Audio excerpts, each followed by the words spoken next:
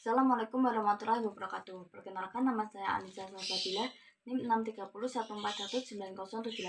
Di sini saya akan menjelaskan tentang kepemimpinan. Kepemimpinan dapat diartikan sebagai kemampuan atau kecerdasan mendorong sejumlah orang agar bekerja sama dalam melaksanakan kegiatan-kegiatan yang terarah pada tujuan bersama.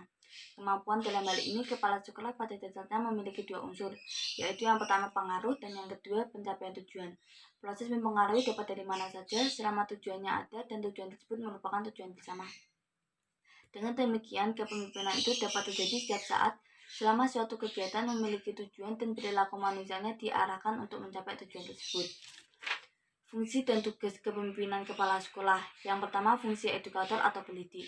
Melakukan berbagai pengawasan dan pengendalian untuk meningkatkan kinerja tenaga kependidikan. Pengawasan dan pengendalian ini merupakan kontrol agar kegiatan pendidikan di sekolah terarah pada tujuan yang telah ditetapkan. Yang kedua, fungsi manajer.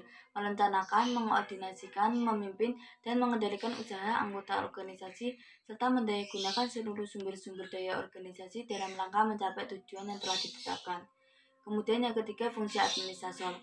Kepala sekolah harus memiliki kemampuan untuk mengelola kurikulum, mengelola administrasi peserta didik, mengelola sarana dan prasarana, mengelola administrasi personalia, mengelola administrasi kearsipan, dan mengelola administrasi keuangan.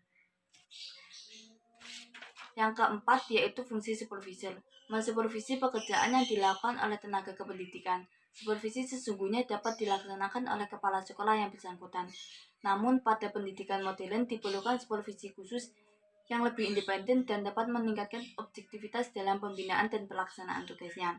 Kemudian yang kelima, yaitu fungsi leader. Kepala sekolah sebagai leader harus mampu memberikan petunjuk dan pengawasan, meningkatkan kemampuan tenaga kependidikan, membuka komunikasi dua arah, dan mendelegasikan tugas.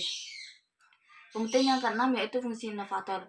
Kepala sekolah sebagai inovator akan tercermin dari cara-cara dia melakukan pekerjaannya secara konstruktif, kreatif, objektif, keteladanan, disiplin, serta fleksibel. Yang ketujuh, yaitu fungsi motivator. Kepala sekolah harus memiliki energi yang dapat untuk memberikan motivasi kepada para tenaga kependidikan dan dalam melakukan berbagai tugas dan fungsinya. Yang terakhir, yaitu fungsi mediator. Dalam mengembangkan pendidikan yang lebih bermartabat, kepala sekolah harus mampu menjadi figur dan mediator bagi perkembangan masyarakat dan sekitarnya. Gaya kepemimpinan kepala sekolah ada 4. Yang pertama, yaitu gaya kepemimpinan otoriter. Gaya kepemimpinan ini adalah menunjukkan dan memberi perintah sehingga ada kesan berbawahan dan atau anggota-anggotanya hanya mengikuti dan menjalankan, tidak boleh membantah atau mengajukan saran. Yang kedua, yaitu fungsi kepemimpinan pseudo-demokratis.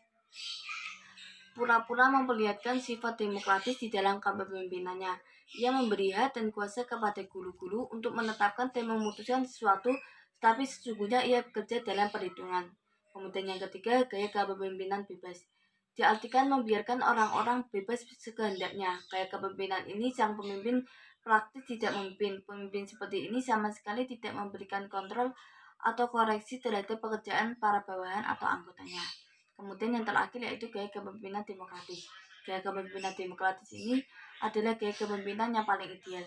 Dia selalu menstimulasi anggota-anggota kelompoknya dan selalu mempertimbangkan kesanggupan serta kemampuan kelompoknya. Demikian penjelasan dari saya, kurang lebihnya mohon maaf. Wassalamualaikum warahmatullahi wabarakatuh.